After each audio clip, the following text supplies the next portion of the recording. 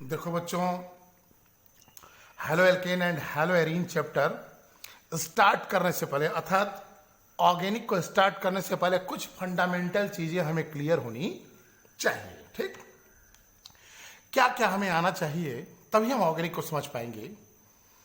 जैसे हम जाने कि कार्बन के 4 बॉन्ड होते हैं, 4 से जितना कम है उतनी हाइड्रोजन होगी। जैसे हमने दे दिया C single bond C, double bond C और single bond C, triple bond C, यहां एक लगा दिए Br। ठीक, हम कहें इसमें बताइए कि हाइड्रोजन कितनी होगी, तो कार्बन के 4 बॉन्ड रहेंगे, 4 से जितना कम रहेगा उतनी हाइड्रोजन भरेंगे। इस कार्बन के 2 बॉन्ड हैं, तो यह कह रहा है हमारे पास 2 हाइड्रोजन लगाइए तब हमारा 4 होगा, तो ये हो जाएगा CH2। ठीक, single bond H, single bond H। इस कार्बन के 1 2 3 बॉन्ड हैं, यहां एक हाइड्रोजन होनी चाहिए। यह कह रहा है कि 1 2 3 बॉन्ड हैं, यहां एक हाइड्रोजन दीजिए। यह कह रहा है इसके देखिए 1 2 3 और ये लेके 4, इस कार्बन के 4 बॉन्ड हैं, कोई हाइड्रोजन नहीं होगी। इस कार्बन के 3 बॉन्ड हैं, तो यहां तो सिंगल बॉन्ड H लिख दें या लिख दें H, 4 हो जाएगा। एक तो ये क्लियर होना चाहिए। दूसरा, मान लीजिए अगर ऐसे बना के दिया गया हो, ठीक, इसमें कहा जाए तो हर कोने पर कार्बन है, कुछ ना लिखा जाए तो हर कोने पर क्या है, कार्बन। यहां कार्बन है, यहां कार्बन है, यहां कार्बन है, यहां कार्बन है और यहां भी कार्बन है।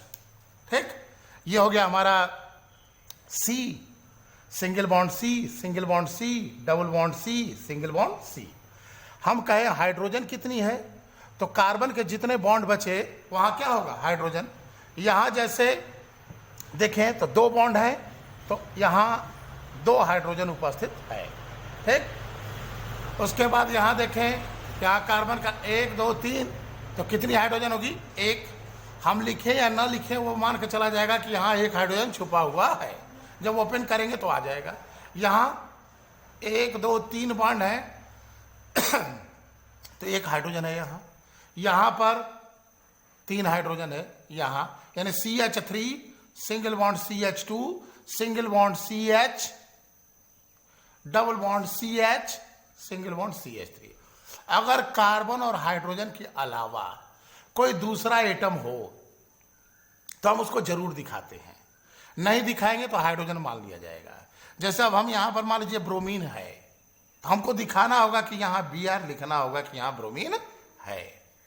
जैसे मान लीजिए हम यहां लिख दिए NO2, अब हाइड्रोजन भरें तो यहां हो जाएगा CH3, यहां 1 2 3 बॉन्ड है तो यहां 1 हाइड्रोजन है, यहां 1 2 3 बॉन्ड है तो 1 हाइड्रोजन है, यहां 1 2 3 4 कोई हाइड्रोजन नहीं है, और इस कार्बन पे 1 2 3 4 हो गया, 1 2 3 4। तो ये तरह हाइड्रोजन भरना और कैसे दिया गया है। अगली चीज, ऑर्गेनिक को समझने के लिए हमें 3 चीजें तो क्लियर होनी चाहिए। पहला, I effect, IEFFECT, I effect. दूसरा, resonance, RESONANC, I effect, resonance, H bonding, कम से कम। इतनी चीजें क्लियर होनी चाहिए जिससे कि हम ऑर्गेनिक में अच्छे से काम कर सकें। आई इफेक्ट, रेजोनेंस और H बॉन्डिंग, बस समझा रहा है। ये 3 चीजें हमें क्या होनी चाहिए, क्लियर। हमें इसको अप्लाई करने आना चाहिए। आई इफेक्ट क्या है वो तो हमें जानना ही चाहिए, लेकिन इसको हमें अप्लाई करने आना चाहिए। और चौथा मोस्ट इंपॉर्टेंट, अगर आप प्रतियोगी परीक्षा देना चाहते हैं, कॉम्पिटिटिव एग्जाम, तो आपको most important stereo chemistry, STEREO, stereo, CHEMISTRY, stereo chemistry. क्योंकि क्वेश्चन जैसे रिएक्शन है, रिएक्शन को उसकी स्टीरियो केमिस्ट्री से जोड़ करके क्वेश्चन अराइज कर दिया जा रहा है। बस समझ आया। पहले दिया जाता था क्वेश्चन कि A+B क्या बनेगा, क्वेश्चन मार्क। अब क्वेश्चन में A+B बन रहा है, मान लीजिए ये कहेगा अब इसकी स्टीरियो केमिस्ट्री बताइए। तो ये 3 चीजें पहले क्लियर करेंगे हेलो एल्केन्स और हेलो एरीन को स्टार्ट करने से पहले। ठीक, तो हम पहले आते हैं आई इफेक्ट पे। आई इफेक्ट क्या है? ठीक है, इंडक्टिव इफेक्ट। आई इफेक्ट का मतलब, I effect EFFECT, I effect means inductive effect. जैसे हमने दे दिया C single bond C single bond C single bond C single bond Br कर दिए, हमारे चाहे Cl कर दिए, यहां Cl क्लोरीन। ठीक, हाइड्रोजन अपना भरा हुआ है, मान लीजिए यहां इस बॉन्ड पे क्या है, एक इलेक्ट्रॉन क्लोरीन का है और एक इलेक्ट्रॉन इस कार्बन का है। इस बॉन्ड पे एक इलेक्ट्रॉन इस कार्बन का है और एक इलेक्ट्रॉन इस कार्बन पे है, और इस बॉन्ड पे भी एक क्लॉक और एक एंटी क्लॉक रहेगा इलेक्ट्रॉन, एक इसका है एक इसका है। इस बॉन्ड को जरा देखा जाए, यह कार्बन है या क्लोरीन है, दोनों में पावर किसकी ज्यादा है? इलेक्ट्रोनिगेटिविटी, इलेक्ट्रॉन खींचने की क्षमता क्लोरीन की अधिक है। क्लोरीन इलेक्ट्रॉन को अपनी ओर खींचेगा। ठीक, अपनी ओर खींचेगा तो इसकी तरफ इलेक्ट्रॉन डेंसिटी बढ़ेगी, तो जब इसकी तरफ इलेक्ट्रॉन डेंसिटी बढ़ेगी तो इस पर निगेटिव चार्ज डेवलप होगा, तो ये हो जाएगा पार्शियली निगेटिव, आंशिक रूप से ऋण, और ये हो जाएगा पार्शियली पॉजिटिव, आंशिक रूप से धन। ठीक, आंशिक ऋण और आंशिक धन हो जाएगा। बस में रहा है, तो यहां जो है पार्शियली पॉजिटिव और पार्शियली निगेटिव हो गया। अगर इन दोनों की ईएन वैल्यू में डेल्टा ईएन पावर में कितने का अंतर हो, 1.7 या इससे ज्यादा का अंतर होता तो इलेक्ट्रॉन लेके भाग जाता, उस केस में C पर प्लस हो जाता और Cl पर माइनस हो जाता। ठीक, अब यहां आते हैं, यही आपका आई इफेक्ट है, इसी को ही आई इफेक्ट कह रहे हैं। अच्छा जरा देखिए, क्या इन इलेक्ट्रॉनों को यह क्लोरीन नहीं खींचेगा? खींचेगा, लेकिन उतना तगड़ा नहीं खींच पाएगा। जैसे हम यहां रख दें एक आयरन पीस, लोहे की किल्ली रख दिए आयरन पीस, और यहां एक रख दिया हमने मैग्नेट, यह मैग्नेट इस आयरन पीस को एक और आयरन पीस रख देते हैं, लोहे की किल्ली एक और रख देते हैं और एक और रख देते हैं। अब बताइए, इसको कहते हैं 1 2 3, किसको पहले खींचेगा? इस वाले को सबसे तगड़ा खींचेगा। इसको भी खींचेगा लेकिन उतना तगड़ा नहीं खींचेगा, इसको और कम खींचेगा। तो डिस्टेंस बढ़ न गई, दूरी बढ़ गई, तो अट्रैक्शन घट न गया। तो वही चीज है, इन इलेक्ट्रॉनों को यह अपनी ओर अट्रैक्ट करेगा लेकिन उतना बढ़िया नहीं करेगा, तो इस पर आंशिक आंशिक धन आएगा। इसको और कम हो सकता है, खींच भी ना पाए। यह हमारा इंडक्टिव इफेक्ट यही है। अब जरा देखें पहला पॉइंट, यह कैसे जनरेट हुआ है? यह इंडक्टिव इफेक्ट जनरेट कैसे हुआ है, इसको देखा जाए तो इसके पीछे कारण क्या था? इन दोनों की विद्युत ऋणताओं में अंतर। तो दो परमाणुओं की विद्युत ऋणताओं में अंतर के कारण यह जन्म लेता है। डेल्टा ईएन इलेक्ट्रोनेगेटिविटी डिफरेंस के कारण यह बनता है, पहला चीज। दूसरा चीज, हाँ, यह इंडक्टिव इफेक्ट किसके कारण जन्म लिया? इन दो परमाणुओं की विद्युत ऋणताओं में अंतर के कारण। अगर यह दोनों सेम होते, C single bond C single bond C single bond, कौन खींचता? कोई नहीं, तो यहां ईएन वैल्यू नहीं काम कर पाती, आई इफेक्ट उतना। अब यहां देखें अगला चीज क्या हुआ, इसका रिजल्ट क्या रहा? इसके रिजल्ट से एक एटम पार्शियली पॉजिटिव और दूसरा एटम पार्शियली निगेटिव, एक एटम आंशिक धनावेशित तथा दूसरा परमाणु आंशिक ऋणावेशित हो जाता है। ठीक, तो आई प्रभाव में क्या रहा? इंडक्टिव इफेक्ट में क्या रहा? आई इफेक्ट में पहली चीज, ईएन में डिफरेंस के कारण यह जन्म लेता है। दूसरा, इसके रिजल्ट से क्या होता है, कैसे बना, और इसके रिजल्ट से क्या होता है, एक परमाणु आंशिक धनावेशित और दूसरा परमाणु आंशिक ऋणावेशित हो जाता है, पार्शियली पॉजिटिव और दूसरा पार्शियली निगेटिव हो जाता है। तीसरी चीज, डिस्टेंस बढ़ने के साथ साथ क्या हो रहा है जी, जब डिस्टेंस बढ़ रही है तो यह क्या है, यह प्रभाव घट रहा है। तो डिस्टेंस बढ़ने पर यह प्रभाव क्या होता है, डिस्टेंस के बढ़ने पर, दूरी बढ़ने पर यह प्रभाव घटने लगता है। दूरी बढ़ेगी तो यह प्रभाव क्या होगा, आई इफेक्ट घटने लगता है। आई इफेक्ट क्या होता है, डिक्रीज करने लगता है, डाउन होने लगता है। जैसे इस पर इसका प्रभाव, इस क्लोरीन का प्रभाव इस कार्बन पे बहुत कम है। ठीक, क्यों बना, ईएन में डिफरेंस के कारण। क्या हुआ, एक आंशिक धन दूसरा आंशिक ऋण, इसका प्रभाव दूरी बढ़ने पर खत्म हो जा रहा है। अगली चीज और सबसे महत्वपूर्ण बात, यहां जो है यह इफेक्ट कैसा है जी, यह इफेक्ट स्ट्रांग है कि वीक है? STRONG, स्ट्रांग इफेक्ट है कि वीक इफेक्ट है? WEAK। प्रबल प्रभाव है कि दुर्बल प्रभाव? तो जरा देखो, स्ट्रांग इफेक्ट किसको कहते हैं, वीक इफेक्ट किसको कहते हैं? जैसे मान लो तुम कमरे में अपने घर पर गए, जैसे ही घर पर गए तुमको देखते ही तुम्हारा छोटा भाई डरने लगा, तो क्या रहा, तुम्हारा प्रभाव बहुत तगड़ा था। तुमको देखते ही तुम्हारा छोटा भाई डरने लगा तो तुम्हारा प्रभाव क्या है, बस केवल ताक दिए, उसकी तरफ देख दिए, वह तुरंत अपने आप अटेंशन में आ गया और चुपचाप बैठ गया, तो तुम्हारा इफेक्ट बहुत तगड़ा था। ठीक, एक और लड़का है, वो अपने घर जाता है, उसको देखते ही उसका छोटा भाई लगता है उसको डांटने, क्यों बे कहाँ घूम रहा था है?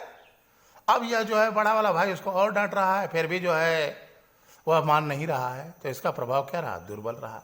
यानी तुम जाओ और तुम्हारा प्रभाव स्ट्रांग रहे, यानी जो तुम काम करना चाह रहे हो तुरंत हो, तो देखो यह इस समय क्या है, इस इफेक्ट के अंदर इलेक्ट्रॉन को खींचना ना है, तभी ना पार्शियली पॉजिटिव और निगेटिव आएगा। अगर यह इलेक्ट्रॉन आसानी से खींच लेता तो हम कहते हैं प्रभाव प्रबल है। अब उसे में मशक्कत कर रहा है, घिसरा रहा है, तो प्रभाव दुर्बल हुआ। यानी यह इलेक्ट्रॉन को अपनी ओर जब खींच रहा है, ठीक, तो कौन सा इलेक्ट्रॉन है जी, ये सिग्मा इलेक्ट्रॉन। सिग्मा मतलब समझ में आ रहा है, जैसे A single bond B, double bond C, triple bond D, ऐसे कर दीजिए मान लो। ठीक, पहला बॉन्ड सिग्मा होता है, इन दोनों में दो बॉन्ड है, तो एक बॉन्ड सिग्मा एक बॉन्ड पाई, इसमें तीन बॉन्ड है, तो एक को कोनो को सिग्मा कर दो, बाकी को कर दो पाई। यस सिग्मा यस से स्ट्रांग, सिग्मा बॉन्ड स्ट्रांग होता है, तो पाई बॉन्ड क्या होता है, वीक। इसमें यह प्रबल सिग्मा इलेक्ट्रॉन को खींच रहा है, इस इलेक्ट्रॉन को, यह बॉन्ड क्या है, मजबूत है, इसको खींचना कठिन होगा, तो यह प्रभाव क्या होता है, प्रभाव वीक होता है, दुर्बल। आई प्रभाव दुर्बल होता है, क्यों? क्योंकि यहां सिग्मा इलेक्ट्रॉन के ऊपर काम करता है, और सिग्मा इलेक्ट्रॉन को खींचने में ज्यादा एनर्जी लगेगी ना। पाई इलेक्ट्रॉन होता तो तोड़ से खींच देता और तुरंत रिजल्ट मिल जाता, यहां सिग्मा इलेक्ट्रॉन को खींचना है, इसलिए इसका प्रभाव क्या है, दुर्बल है, वीक इफेक्ट है। क्यों वीक इफेक्ट है? क्योंकि यह सिग्मा बॉन्डेड इलेक्ट्रॉन पर काम करता है। बात समझ गई? तो आई इफेक्ट क्या रहा, पहली चीज, आई इफेक्ट क्यों जनरेट हुआ, तो आई प्रभाव हमारा जनरेट हुआ है ईएन में डिफरेंस के कारण, दो परमाणुओं के विद्युत ऋणताओं में अंतर के कारण जन्म हुआ। क्यों बना, क्या रहा रिजल्ट, एक आंशिक धन और दूसरा आंशिक ऋण हो गया। ठीक, अब यह प्रभाव प्रबल है कि दुर्बल है, तो यह प्रभाव क्या है, वीक है। क्यों वीक है, वीक इफेक्ट क्यों है, क्यों यह वीक है, क्योंकि यह सिग्मा बॉन्डेड इलेक्ट्रॉन पर काम करता है, सिग्मा इलेक्ट्रॉन को खींचना कठिन है। एक फाइनल क्वेश्चन, यह प्रभाव परमानेंट है कि टेम्परोरी है? ठीक, हम प्रश्न कर रहे हैं कि यह इफेक्ट परमानेंट है कि टेम्परोरी है। परमानेंट किसको कहेंगे और टेम्परोरी किसको कहेंगे? परमानेंट का मतलब हुआ स्थायी, और टेम्परोरी का मतलब हुआ अभी है फिर बाद में गायब हो गया, और स्थायी। मतलब इस इफेक्ट में होना क्या है, एक को पार्शियली पॉजिटिव एक को पार्शियली निगेटिव होना है, यही ना है कुल मिलाकर रिजल्ट, कि चार्ज होना है इनको। तो यह लगातार चार्ज रहेंगे कि क्या रहेगा? तो देखो ये कोनो आदमी है कि थक जाएगा, आदमी तो है नहीं, तो यह लगातार अपनी ओर खींचता ही ना रहेगा, तो यह प्रभाव क्या रहा, परमानेंट। यानी प्रेरणिक प्रभाव हिंदी इसकी है, और अंग्रेजी में आई इफेक्ट। आई इफेक्ट क्या रहा, परमानेंट इफेक्ट रहा, लगातार खींचता रहेगा। तो आई इफेक्ट जो है परमानेंट इफेक्ट है, स्थायी प्रभाव है, पहली चीज। कैसा इफेक्ट है? परमानेंट। दूसरा पॉइंट, कैसे बना? तो डेल्टा ईएन में अंतर के कारण, विद्युत ऋणताओं में, इलेक्ट्रोनिगेटिविटी में अंतर के कारण। तीसरा क्या रहा? एक पार्शियली पॉजिटिव, दूसरा पार्शियली नेगेटिव। चौथा कैसा इफेक्ट है? वीक है। क्यों वीक है? क्योंकि यह किस पर काम कर रहा है? सिग्मा बॉन्डेड इलेक्ट्रॉन पे काम करता है। ठीक, अब देखें, ये तो हमारा रहा इसका फंडामेंटल बेसिक रहा कि क्या होता है। आई इफेक्ट कितने प्रकार का होता है? तो आई इफेक्ट जो है यही हमको अप्लाई करना है ईडब्ल्यूएफएसटी। आई इफेक्ट दो तरीके का होता है, एक होता है प्लस आई और दूसरा होता है minus I. Plus I effect और दूसरा माइनस आई इफेक्ट, ईडब्ल्यूएफईसीटी। इसी को अप्लाई करना है हमको, यही ध्यान से तुमको दिमाग में बैठाना है। आई इफेक्ट दो तरीके का होगा, एक प्लस आई और दूसरा माइनस आई। अभी तुम देखे थे C single bond C single bond CL. मान लो अगर इलेक्ट्रॉन को अपनी ओर खींचे, कोई ग्रुप इलेक्ट्रॉन को अपनी ओर खींचता है तो उस पर निगेटिव चार्ज आता है। तो अगर कोई ग्रुप इलेक्ट्रॉन को अपनी ओर खींच रहा है तो उस पर हो जाएगा माइनस आई इफेक्ट। और अगर कोई ग्रुप इलेक्ट्रॉन को पुश कर देता है, खींचता नहीं है, ढकेल देता है दूसरी तरफ, तो रहेगा प्लस आई इफेक्ट। यानी प्लस आई इफेक्ट में क्या करना है? इलेक्ट्रॉन को पुश कर देना है। ध्यान रखो, इलेक्ट्रॉन को मतलब निगेटिव चीज को पुश कर देना है। इलेक्ट्रॉन को पुश कर दे रहा है तो हो गया प्लस आई इफेक्ट। और अगर इलेक्ट्रॉन को अपनी ओर खींच रहा है, इलेक्ट्रॉन को अपनी ओर खींच रहा है तो क्या हो जाएगा? Minus I effect. जैसे हमने लिख दिया ए सिंगल बॉन्ड बी, एक इलेक्ट्रॉन ए का है, एक इलेक्ट्रॉन बी का है। मान लीजिए बी इलेक्ट्रॉन को अपनी ओर खींच रहा है तो इसका इफेक्ट हो गया माइनस आई। और तब यह क्या कर रहा है? पुश न कर रहा है जी, तो इसका क्या हो गया? प्लस आई प्रभाव। बात समझ में आ गई? माइनस आई इफेक्ट और प्लस आई इफेक्ट। अब हम देखें minus I effect. Minus I effect, इसका क्रम थोड़ा हमको ध्यान में होना चाहिए कि कौन कौन तगड़े हैं इसमें। अपनी और इलेक्ट्रॉन खींचना है तो हमको ऐसे ग्रुप्स के बारे में जानना है जो इनकी इलेक्ट्रोनिगेटिविटी ज्यादा हो। ऐसे में देखो, हम बात करें NO2, एक नाइट्रोजन। सबसे तगड़े कौन है जी पीरियोडिक टेबल में? Phone, FON। फ्लोरीन, ऑक्सीजन और नाइट्रोजन ये बहुत तगड़े हैं, इलेक्ट्रॉन को अपनी ओर खींचने लगते हैं। तो NO2, एक तो नाइट्रोजन ऐसे ही तगड़ा, ऊपर से दो और ऑक्सीजन खींचने वाले। तो अगर मान लो इस कार्बन से NO2 लग जाए तो NO2 क्या करेगा? इलेक्ट्रॉन को अपनी ओर खींचने लगेगा। तो इसका माइनस आई प्रभाव तगड़ा हो गया। इसको टक्कर देता है कौन? फ्लोरीन। तो मान कर चलो कि NO2 और दूसरा इसके लगभग बराबर में कौन आ गया? फ्लोरीन आ गया। उसके बाद देखो COOH, जिनसे मुलाकात तुम्हारी ऑर्गेनिक में होगी उन्हीं की चर्चा करेंगे हम। NO2F COOH। उसके बाद देखो COOH के बाद आ जाए CH। फिर देखो क्लोरीन, फिर ब्रोमीन, फिर आयोडीन, फिर OH, फिर C6H5 फेनिल। यानी यह माइनस आई इफेक्ट का सीक्वेंस रहा। NO2 सबसे तगड़ा, फिर हो गया हमारा फ्लोरीन। है देखो कार्बोक्सिलिक, COOH का नाम क्या है? कार्बोक्सिलिक। फिर एल्डिहाइड। अब तब आ गया CBI, क्लोरीन, ब्रोमीन, आयोडीन। उसके बाद क्या है? ये कौन सा ग्रुप है बोलो? OH, alcohol. उसके बाद ये फेनिल। इनके पास माइनस आई प्रभाव है, ये इलेक्ट्रॉन को अपनी ओर खींचने का काम करेंगे। ध्यान रखना, जहां खड़े होंगे वहां इलेक्ट्रॉन क्या करेंगे? खींचेंगे। अब देखते हैं plus I effect. Plus I effect में क्या होगा? इलेक्ट्रॉन को पुश करना है। तो देखो हाइड्रोजन ये पुश कर रहा है, इससे कहीं तगड़ा पुश करेगा कार्बन। कार्बन के 4 बॉन्ड हाई चुरकिया क्यों छोड़ दे रहे हैं जी? ये किसी से जुड़ने के लिए ना रहेगा, 4 बांड है, 1 2 3 4, तो हम यहां कर दिए, तो ये चुरकियां छोड़ रहे हैं किस लिए? जुड़ने के लिए। इससे भी तगड़ा पुश करेगा, यहां का हाइड्रोजन जी 3 है और 1 4 मैथिल।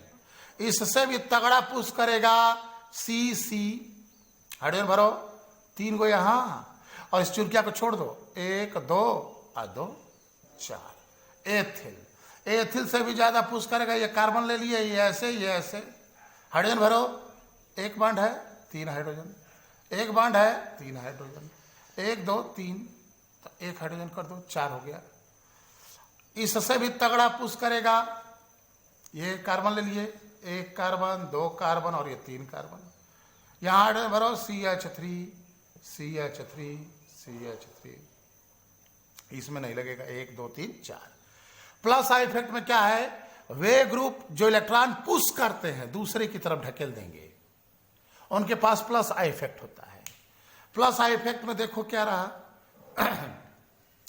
हाइड्रोजन बहुत छोटा ना है, पुश करेगा। इसको देखो कार्बन और हाइड्रोजन मिल के पुश कर रहे हैं, इसमें देखो 2 का क से कार्बन क से कमजोर, इतना चीज मोटा मोटे दिमाग में बैठा हो, क से कार्बन क से कमजोर, तो खींचेगा नहीं, पुश कर देगा। इसमें 2 एथिल ग्रुप, इसका नाम क्या है? एथिल, ठीक। इसमें देखो 1 2 3, इसका नाम है आइसोप्रोपिल। प्रोप माने 3 कार्बन, आइसो बिचाव से चुरकिया है तो आइसोप्रोपिल, ध्यान दो। 1 2 3, यहां से चुरकी होती तो नॉर्मल प्रोपिल, और यहां से खींच दिए तो आइसोप्रोपिल, ठीक। अगर यही हम यहां से खींच देते तो नॉर्मल प्रोपिल, सीधा, तो यह आइसोप्रोपिल ग्रुप हो गया। इससे भी कहीं ज्यादा पुश करेगा, ये देखो 1 2 3 4, इसको कहेंगे ब्यूटिल, टी ब्यूटिल, बिचौ से है ना, T butyl, BUTYL, T butyl group. तो हाइड्रोजन से कहीं ज्यादा पुश करेगा मैथिल से कहीं ज्यादा पुश करेगा एथिल से कहीं ज्यादा पुश करेगा आइसोप्रोपिल, और उससे कहीं ज्यादा टी ब्यूटिल। इसी को तुम ऐसे भी लिख सकते हो, शॉर्टकट में लिखना चाहो तो ऐसे लिख सकते हो, H से ज्यादा प्लस आई इफेक्ट किसका है? अम्मी नहीं, Me, मैथिल। इससे कहीं ज्यादा ET, एथिल। इससे कहीं ज्यादा देखो IPR है, चुरकिया जो है जुड़ने के लिए है, आइसोप्रोपिल इसको कह रहे हैं। और उससे भी ज्यादा टी ब्यूटिल, TBU का मतलब टी ब्यूटिल, ये यहां जुड़ने के लिए है, ठीक। हाइड्रोजन से अधिक मैथिल से अधिक एथिल से अधिक आइसोप्रोपिल, और उससे ज्यादा टी ब्यूटिल। बस समझ रहा है? ये इनका प्लस आई प्रभाव रहा। ऐसे शॉर्टकट में लिखे, ऐसे लिखे। इसको हमें अप्लाई करने आना चाहिए। एप्लीकेशन क्या है जी? जैसे देखो, हम लिए पहला application, stability of carbocation, STABILITY, stability of carbocation, CARBO, carbocation. जरा हम उठाते हैं कार्बोकैटायन को। देखो, हमने ले लिया कार्बन, इस पर कर दिया प्लस चार्ज, फिर हमने ले लिया 2 कार्बन, इस पर कर दिया प्लस चार्ज, फिर हमने ले लिया 3 कार्बन, अब बिचवा में कर दिए प्लस चार्ज, अब फिर हमने ले लिया 1 2 3 ऐसे, और इस पर कर दिया प्लस चार्ज। हाइड्रोजन भर दो, तो हाइड्रोजन यहां कितना होगा? 3 ना, यहां हाइड्रोजन कितना होगा? 3। यहां हाइड्रोजन कितना होगा? देखो 3, यहां 1 2 3, और इस प्लस को लेके 4, कोई हाइड्रोजन नहीं। यहां देखो 3 रहेगा, 3 1 4 हो गया। जितना 4 से जितना कम हो उतनी हाइड्रोजन भरो। यहां 1 2 3, 1 हाइड्रोजन लगा दोगे तो हो जाएगा 4, प्लस लेके। यहां देखो 3, यहां देखो 1 बॉन्ड ये और 1 प्लस, 2 हो गया, तो 2 हाइड्रोजन CH2। यहां देखो 1 प्लस है तो 3 हाइड्रोजन और डाल दो, 1 2 3 H H H। इनके स्टेबिलिटी का ऑर्डर बताना है। क्या नाम है इनका? देखो, है तुम्हारा है 3 डिग्री। ये डिग्री क्या है जी? जिस कार्बन पे पॉजिटिव चार्ज है उससे कितने कार्बन लगे हैं वही उसकी डिग्री हो गई। इस कार्बन से इधर कार्बन है, इधर कार्बन है, इधर कार्बन है, तो ये 3 डिग्री कार्बन हो गया। इस कार्बन से इधर कार्बन है, इधर कार्बन है, तो ये क्या हो गया 2 डिग्री। इस कार्बन से इधर कार्बन है 1 डिग्री, इसमें कोई डिग्री नहीं। तो 3 degree carbocation, 2 degree carbocation, 1 degree carbocation और ये 0। यानी T butyl carbocation, isopropyl carbocation, ethyl carbocation और मेथिल कार्बोकैटायन, इनके स्टेबिलिटी का ऑर्डर हमको बताना है। Order of stability. स्टेबिलिटी क्या है जी? अगर लाइफ टाइम ज्यादा हो, हम शॉर्टकट में लिख दे रहे हैं यहां, सी कैटो है 1 2 3 plus H H H, 2 carbon ले लिए, सी इस पर कर दिए प्लस और यहां कर दिए CH3 और यहां CH2।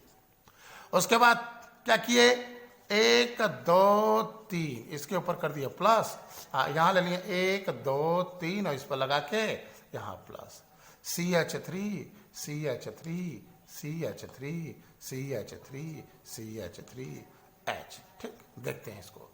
स्टेबिलिटी का मतलब है स्थाई, जिसका लाइफ टाइम ज्यादा हो ज्यादा स्टेबल होगा। जरा इनको देखें, ये तो चार्ज ना है जी, चार्ज है तो रिएक्टिव ना होगा। जैसे 2 बच्चे हैं, एक बच्चा थूथू ने मुंह बनाया है, एक बच्चा चार्ज है, पहले कौन दौड़ेगा? जो चार्ज है वो रिएक्टिव होगा और ये स्टेबल होगा। जैसे हम कहते हैं ए और ए प्लस क्रियाशील है और ये क्या है स्थाई है। इन दोनों में ज्यादा स्टेबल कौन हुआ? ए, ये स्टेबल हुआ कम। ठीक, हम देख रहे हैं कि ये सभी चार्ज हैं, रिएक्टिव हैं, इस रूप में रहना चाहेंगे नहीं। ठीक है, ये सभी रिएक्टिव हैं, लेकिन इसी में पूछा जा रहा है कौन ज्यादा स्टेबल है। जैसे 4 पहलवान हैं, A1 A2 A3 A4, ये चारों पहलवान बहुत दुर्बल हैं, लेकिन इसी में हम पूछे कि बताओ कौन प्रबल है, तो कुछ ना कुछ तो होबे ना करेगा। तो यहां स्टेबिलिटी का ऑर्डर देखा जाए क्या होगा। पहली चीज ध्यान दो, स्थायी होने के लिए उसके मन लायक काम होना चाहिए। इस पर कौन सा चार्ज है? पॉजिटिव। यह चाह रहा है कि यह पॉजिटिव चार्ज घट जाए तो हम भी स्टेबल हो जाएं। न्यूट्रल बनना चाहता है, यह अभी अपना प्लस घटा करके न्यूट्रल बनना चाहता है, यह अभी अपना प्लस घटा करके न्यूट्रल बनना चाहता है, यह अभी अपना प्लस घटा कर न्यूट्रल बनना चाहता है। तो कैसे घटेगा पॉजिटिव चार्ज? जब इसको इलेक्ट्रॉन मिले, इसको निगेटिव मिले। जब निगेटिव मिलेगा तो इसका चार्ज क्या होगा? डाउन होगा। जरा देखते हैं कि इस कार्बन को कैसे डिस्चार्ज किया जा सकता है। चार्ज से डिस्चार्ज होने लगेगा तो यह स्टेबल हो जाएगा। तो देखिए ये क्या कर रहा है मेथिल, यह मेथिल के पास कौन सा इफेक्ट है? प्लस आई। यह इलेक्ट्रॉन को पुश कर देगा, इस तो पुश करेगा तो इसके पास इलेक्ट्रॉन मिलेगा, तो यह चार्ज डाउन होगा, प्लस माइनस खत्म होने लगेगा। यह भी पुश करेगा और यह भी पुश करेगा। यहां 3 मेथिल ग्रुप हैं और अब मेथिल ग्रुप के पास होता है प्लस आई प्रभाव। यह इलेक्ट्रॉन पुश करना जानते हैं, और जब यह इलेक्ट्रॉन पुश करेगा तो इसका पॉजिटिव चार्ज डाउन होगा। इसकी बात करें तो इधर भी मेथिल है, इधर भी मेथिल है, यह इलेक्ट्रॉन को पुश करेगा और यह भी इलेक्ट्रॉन को पुश करेगा। इसकी बात करें तो यहां 1 मेथिल ग्रुप है, यह भी पुश करेगा। इसकी बात करें तो छोटे छोटे बच्चे हैं, अब्बू खाना खा लो, अब्बू खाना खा लो, है। यह क्या करेगा? इलेक्ट्रॉन को पुश करेंगे ये भी, लेकिन छोटे छोटे बच्चे हैं, उतना नहीं पुश कर पाएंगे। हम जानते हैं हाइड्रोजन से कहीं ज्यादा प्लस आई इफेक्ट होता है CH3 का, ये ज्यादा ढकेल देता है। तो देखो इसमें 3 प्लस आई प्रभाव, इसमें 2 प्लस आई प्रभाव, इसमें 1। तो यह तो कुछ डिस्चार्ज हुआ, लेकिन उससे कहीं ज्यादा यह कार्बन डिस्चार्ज हुआ, उससे कहीं ज्यादा यह कार्बन डिस्चार्ज हुआ, उससे कहीं ज्यादा यह। तो हम कह सकते हैं कि यह ज्यादा डिस्चार्ज हुआ है तो ज्यादा स्टेबल है। एक शब्द में कहें तो हम कह सकते हैं कार्बोकैटायन। कार्बोकैटायन, कार्बो मीन्स होता है कार्बन और कैटायन मीन्स होता है धनायन। यह कार्बन है और पॉजिटिव है, इसलिए इसको करें carbocation. Carbocation proportional to plus I effect. Carbocation का स्थायित्व कार्बोकैटायन का स्थायित्व proportional to plus I effect plus I प्रभाव बढ़ेगा तो कार्बोकैटायन की स्टेबिलिटी बढ़ेगी, इसलिए इसका स्थायित्व तो क्या हो रहा है, बढ़ रहा है। तो यहां देखो क्या ऑर्डर हो जाएगा, 3 डिग्री, फिर 2 डिग्री, फिर 1 डिग्री, फिर Me प्लस।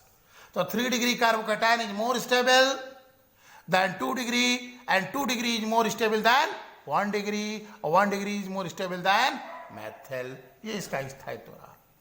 अगर यहीं पर हम कोई ऐसा ग्रुप लगा दें जो इलेक्ट्रॉन अपनी ओर खींच दे, जैसे हमने मान लो यह एक कार्बन ले लिया, ठीक,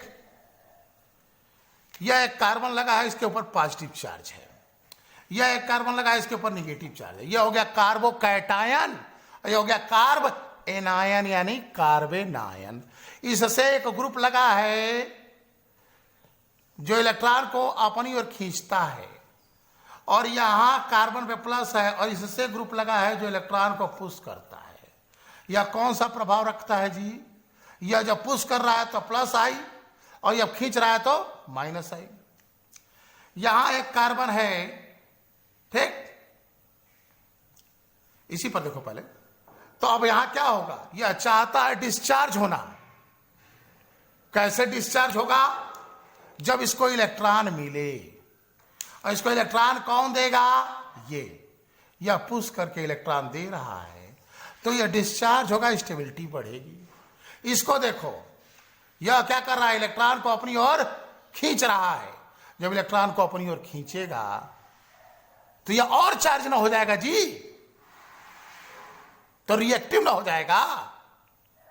इसे चाहिए कि यह डिस्चार्ज हो, इसका कोई इलेक्ट्रॉन ले जाए, दे दे इसको, तब ना डिस्चार्ज होगा।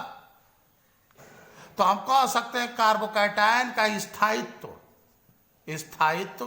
प्रोपोर्शनल का चिन्ह प्लस आई प्रभाव, और प्रोपोर्शनल का चिन्ह 1/-आई प्रभाव। यानी हमको फटाफट काम करना हो तो क्या कहेंगे, स्टेबिलिटी ऑफ कार्बोकैटायन का स्थायित्व प्रोपोर्शनल टू प्लस आई और प्रोपोर्शनल टू 1/-आई। यानी प्लस आई प्रभाव बढ़ेगा तो कार्बोकैटायन का स्थायित्व भी बढ़ेगा, और अगर माइनस आई प्रभाव बढ़ेगा तो कार्बोकैटायन का स्थायित्व घटेगा, ठीक। अगर यही हम ले ले कार्बन आयन, कार्बन पे कर दे निगेटिव, कार्बन पे कर दे निगेटिव, तो कार्ब एनायन हो गया। इससे एक ग्रुप लगा दे और इससे भी एक ग्रुप लगा दे। यह ग्रुप क्या कर रहा है, मान लो यह ग्रुप अपनी ओर इलेक्ट्रॉन खींच रहा है और यह पुश कर रहा है, ठीक। हमको पकड़ना है कि इसकी स्टेबिलिटी पर क्या प्रभाव पड़ेगा। देखो यह दोनों चार्ज हैं, क्या होना चाहते हैं, डिस्चार्ज। स्टेबल होने के लिए क्या होना होगा, डिस्चार्ज होना होगा, तबे ना स्टेबल होंगे। अगर चार्ज होते जाएंगे तो क्या हो जाएंगे, अनस्टेबल। यह ग्रुप इलेक्ट्रॉन पुश कर रहा है, इस पर माइनस है, चाह रहा है कि हमारा कोई इलेक्ट्रॉन लेकर भाग जाए। डिस्चार्ज तबे ना होगा जब इसका इलेक्ट्रॉन कोई ले जाए, है? यह अपना इलेक्ट्रॉन देकर डिस्चार्ज होना चाहता है, और यह ग्रुप इलेक्ट्रॉन खींच रहा है। जब खींचेगा तो इसका चार्ज धीरे धीरे डाउन होगा, तो यहां चार्ज क्या होगा, डाउन कर रहा है चार्ज को ये, तो स्टेबिलिटी बढ़ी ना, ठीक। और यहां क्या कर रहा है यह और इलेक्ट्रॉन पुश का, एक तो पहले इलेक्ट्रॉन यहां ज्यादा है और ऊपर से और इलेक्ट्रॉन दे रहा है, तो और ज्यादा ना माइनस हो गया, तो इसको और अधिक चार्ज कर दिया इसने। तो जब इसने चार्ज कर दिया तो स्टेबिलिटी घट गई। तो हम कह सकते हैं कार्बेनायन का स्थायित्व प्रोपोर्शनल टू क्या होगा, पूरा बात लिखेंगे, कार्बेनायन, देखा है, कार्बेनायन, कार्बेनायन का स्थायित्व, कार्बेनायन का स्थायित्व प्रोपोर्शनल का चिन्ह क्या होगा, माइनस आई इफेक्ट और proportional to 1/+ I effect, plus I प्रभाव। बात समझ रहा है। यानी कार्बोकैटायन की स्टेबिलिटी और कार्बेनायन की स्टेबिलिटी फटाक से दिमाग में बैठाना हो तो देखो एक लाइन का, कार्बोकैटायन में कार्बन पे प्लस है कार्बन आयन में कार्बन पे माइनस है, तो जब प्लस है तो प्लस आई प्रभाव इसको सपोर्ट करेगा, अब माइनस है तो इसको माइनस आई प्रभाव सपोर्ट करेगा। इसका उल्टा हो जाएगा, प्लस है तो माइनस वाला माइनस आई, यह माइनस है तो इसका उल्टा प्लस आई। बस समझ रहा है, प्रोपोर्शनल टू प्लस आई और प्रोपोर्शनल टू 1/- आई, और यहां प्रोपोर्शनल टू माइनस आई और प्रोपोर्शनल टू 1/+ आई। मतलब माइनस है तो दिमाग में बैठा लो, माइनस पे माइनस, माइनस आई प्रभाव बढ़ेगा तो कार्बन आयन की स्टेबिलिटी बढ़ेगी, अब प्लस आई प्रभाव बढ़ेगा तो कार्बोकैटायन की स्टेबिलिटी बढ़ेगी। और इसका उल्टा, प्लस आई का उल्टा क्या है? माइनस आई, तो माइनस आई प्रभाव बढ़ेगा तो कार्बोकैटायन की स्टेबिलिटी घटेगी, अब प्लस आई प्रभाव बढ़ेगा तो कार्बन आयन की स्टेबिलिटी घटेगी। इसके एग्जाम्पल्स करते रहना, बात समझ आ रही है? तो ये हमारा रहा प्लस आई प्रभाव।